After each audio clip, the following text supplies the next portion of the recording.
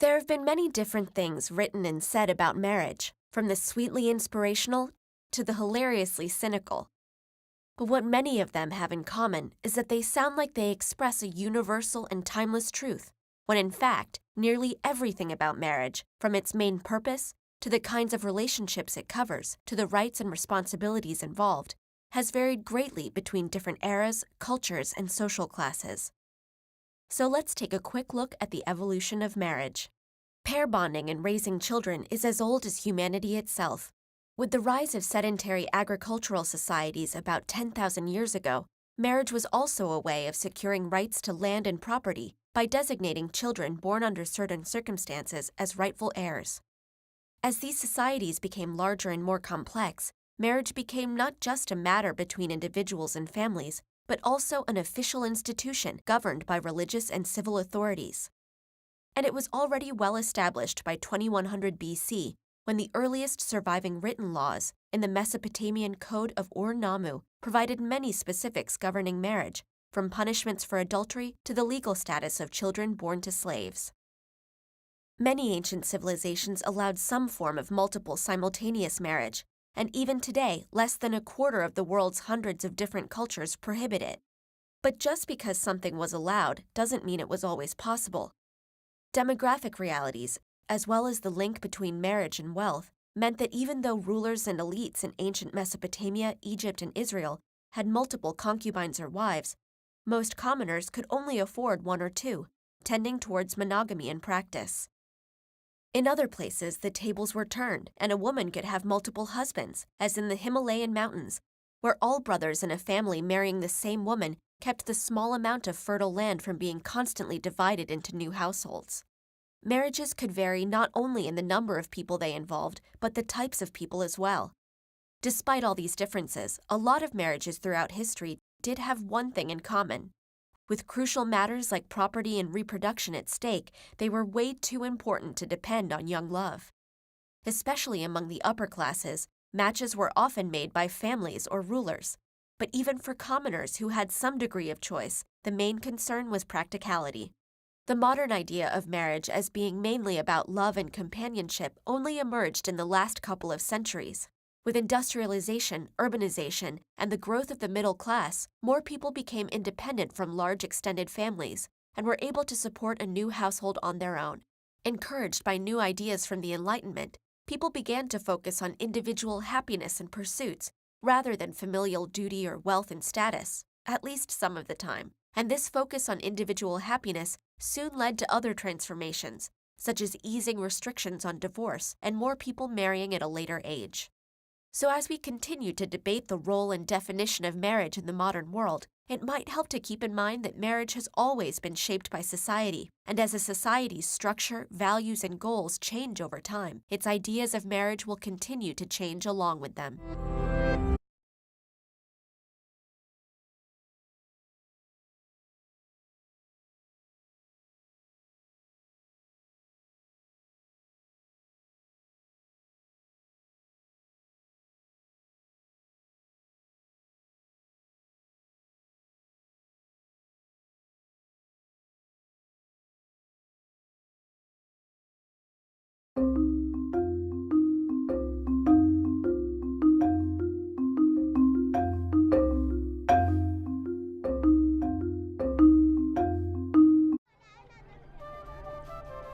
Solemn Day is a village in Togo, West Africa.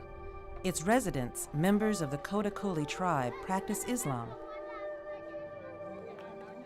Here, a woman's main role is to serve her husband. And Islam's tolerance of polygamy, the practice of taking more than one spouse at the same time, is in line with many African traditions. Chugadoma Pumpuni is about to wed his third wife. The elaborate ceremony will last 3 days. Many African cultures let a man wed as many women as he can afford. But the Quran limits Muslim husbands to 4 wives. Pumpuni's first 2 wives, Reina and Karasim, are preparing wedding food. They say it makes sense to bring a new woman into the family. Another wife means another set of hands to do the work. Before taking the third wife, he informed me he wanted to take the new wife, and I told him that I agree. That is a good idea. Because I travel a lot, for example, and when I am away, who is going to prepare his food?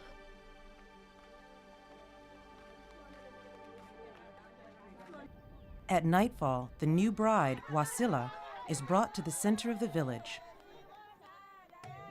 The veil will cover her face until the ceremonies are over. Other young women playfully chide her for trading the joys of youth for the married life. You're leaving us. You're abandoning us. You are losing your freedom. Meanwhile, the village authorities meet with the bride's and groom's families to give their formal endorsement of the marriage. We are sent by Mr. Alibu, who wants your daughter to marry his son. Do you agree? I agree. I give you my daughter from today to the end. The bride's family paid a dowry months ago. This is a final symbolic exchange that formalizes the agreement. As the officials leave, the formal part of the wedding is over.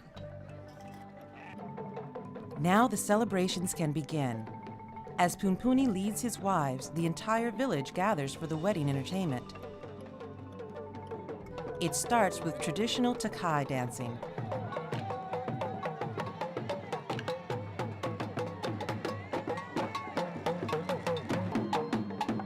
Finally, Punpuni and his wives receive gifts of coins and they dance together, sealing the new marriage.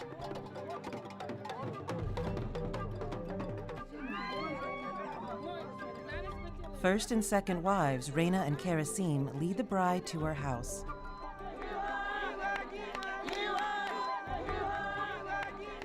While women sing in welcome and warn her to beware of jealousy, the new bride isn't worried. I don't care about jealousy. I care about food and clothes. If I have money and my husband gives me what I need, I don't care about jealousy.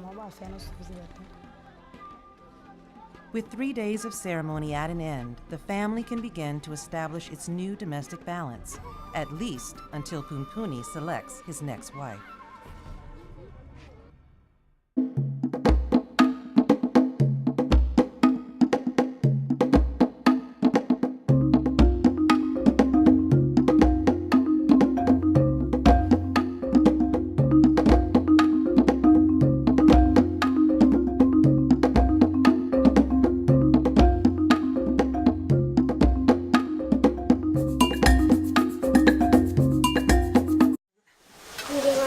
"29-year-old Maya Lama has two husbands, Luptup and his younger brother Raya Punjok Lama. सबैले त्यस्तै गरिरहेछ हामीले पनि त्यस्तै गरौँ के गर्ने गरिब मान्छे पर्यो छुट्टाखेरि त केही पनि छैन धन सम्पत्तिहरु भनेर थोरै थोरै छ भनेर त्यसै राखेको बच्चाहरु धेरै भयो बच्चाहरु धेरै हुँदाखेरि एउटालाई पाल्न सक्दैन सबै गरेर त्यो बच्चाले हुर्काउँ पढाउँ भनेर हामी बहुमती बिहे गरेको Maya's younger husband Raya Punjok's father, grandfather and great-grandfather followed the tradition. कहिले आफै बन्तिर गयो भने दाइले घर व्यवहार चलाइहाल्नु हुन्छ कहिले दाइ यताउति गयो भने म घर व्यवहार चलाइहाल्छु Around 150 families make up the Lama community here in the remote Bargaon village. And local authorities are here gathering information about the practice. यहाँ कम भइरहेछ अहिले पुरानो धर्म संस्कृति नछोड्ने कार्यक्रमले मात्रै अहिलेसम्म त्यति हल्का हल्का चलिरहेछ नि धेरै मुली आएछ म जस्ट बहुपति घरमा बहुपति पर्दा छन् उसको छोराछोरी र के रे श्रीमान श्रीमती र बहुपति भाइ जति छन् त्यसको हामीले उसैत फटासे राख्ने हामीले निर्णय अहिले राखे हुनाले अहिले यो मात्र बसेर सजिलो होस् भन्ने हामीले मान्यता त्यो राखेको यो भन्ने नभन्ने कुरा सबै भन्छ आमा बुवा But the old tradition is slowly fading. Region Lama's husband does not want her to take a second husband. And as a result, he has been isolated from the community and his family. आमा बुवा पनि हामीले भागै दिदैन खेतीपाती घरको भागै दिदैन उ सबै सुकुम्बासी Says it was a tradition that worked in the past, but she does not want her daughters to have two husbands.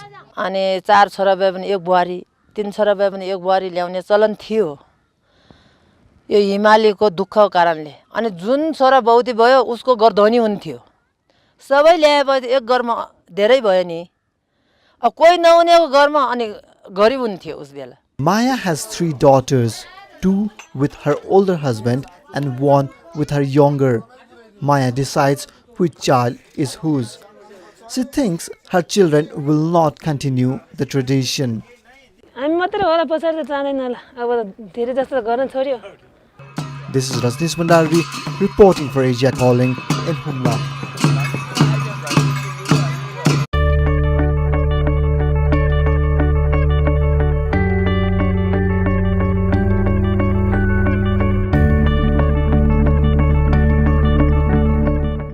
Hi, this is Shi Yue. So in China, actually polygamy and polyandry is not allowed. We only allow monogamy since the People's Republic of China established in 1949.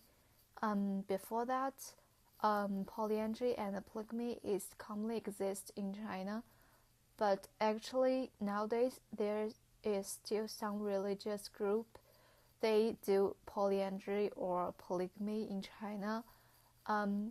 But I think that's the old generations. The new generations, because of the education they received and monogamy is the mainstream, so I think they will consider whether to do the old way like their old generations. So I think they will consider more about monogamy. And in my opinion, actually, I am in favor of monogamy. I think 2 is better.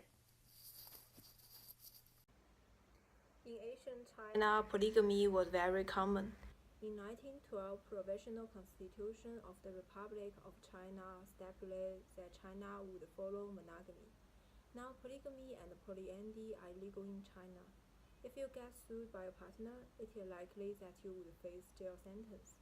However, some husbands are still involved in affairs because their wives don't want to send their husband to jail. The social phenomenon makes me feel bad. For me, love is pure and precious. It is exclusive. I hope everyone will be loyal to his or her marriage. I hope we can really achieve monogamy. Thank you. Nowadays, there's nothing to say about Chinese marriage because Chinese marriage is freedom right now, so every marriage is free for everyone.